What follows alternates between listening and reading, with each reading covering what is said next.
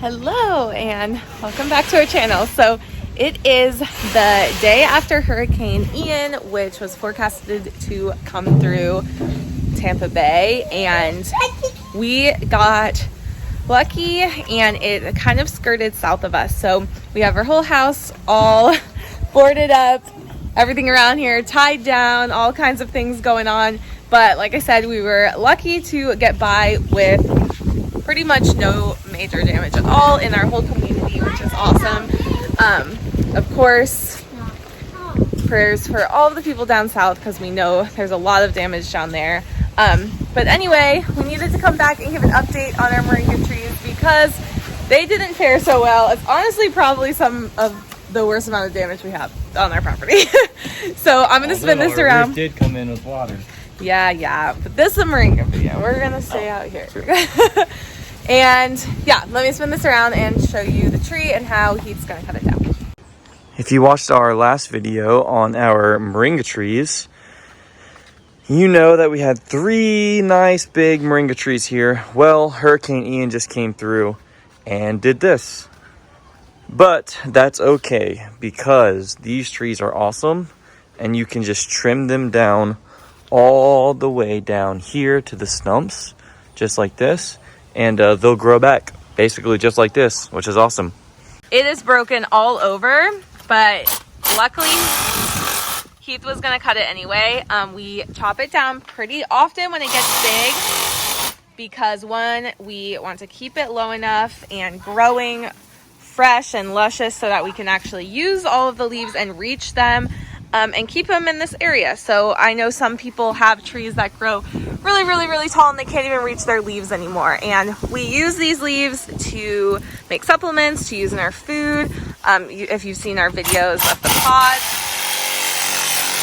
And you can cut it down this. You could even cut this all the way here. As long as this is still good, it'll spring up new shoots. So I'm gonna even cut all these off right here. Yeah, we're gonna bring it down totally just to the base core, what is it called? Trunk. There we go. I was gonna say stem. That's not the right word for a tree. So you can see, as long as, like Keith says, as long as it is healthy down here, which it is, you can keep cutting these off, and you can actually see like all the places it has grown in the past.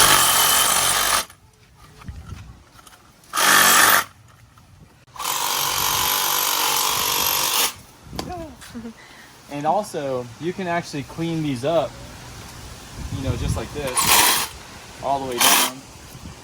And you could actually plant this stalk. So even if you cut it right here, you just plant it in the ground, just like that, and it'll grow. So out of this one stalk, you could get like 2 or 3 more moringa trees. They really do grow like weeds, which is one of the awesome things about having them. They grow fast, they grow easily, they regrow easily, they transplant pretty well, like he just said, you know, just taking parts of it. So it's a really hardy plant for areas like this where it's humid. They grow really well. So you can see all these stalks are down. What we plan on doing is taking like these top healthy leaves and still using them for food, so we'll bring those inside. And then all of these bottom leaves that are a little more wilty and things, we will feed to our chickens. They love the moringa plant. They love a lot of the tropical fruit leaves. Not even the fruit, but they love the leaves of the trees. So we're gonna grab all of those. We're gonna get this cleaned up. And we have a lot to harvest and use. And in not too long, we'll have another tree sprout up. So we're making some progress getting through this, and the boys are helping also get the leaves off, and we're just kind of fertilizing the other moringa trees so that they'll grow back nice and strong, getting rid of all these stalks, although like we said, you don't even have to. And yeah, that's about it. You can see all the other debris out here that we'll have to blow away. Very minimal, but you know, just like a messy yard. But like I said, we were very blessed. Our papaya trees in the front also got blown over. We're gonna see, we replanted those, see if those will come back, but if not, we'll start over with those as well. And we actually still have some back here, so hopefully those will be making fruit soon too. So as we get all these leaves and figure out what we're doing with all of this, I'm gonna have Heath show you real quick how he just gets them off of the branches, so you don't really have to spend a lot of time picking every single leaf, especially if you're using them for chicken feed or for fertilizer like he's about to use around the bottom of our plants. So if you're gonna use this for like soup or salad, there's a trick to pulling this. So you can do every one, but you keep your hand kind of loose and you go like that. So see, the stem is still there. So I do it again. And sometimes you miss, but you want to go, see, like that was a miss. But if you keep your hand loose, you can get these leaves.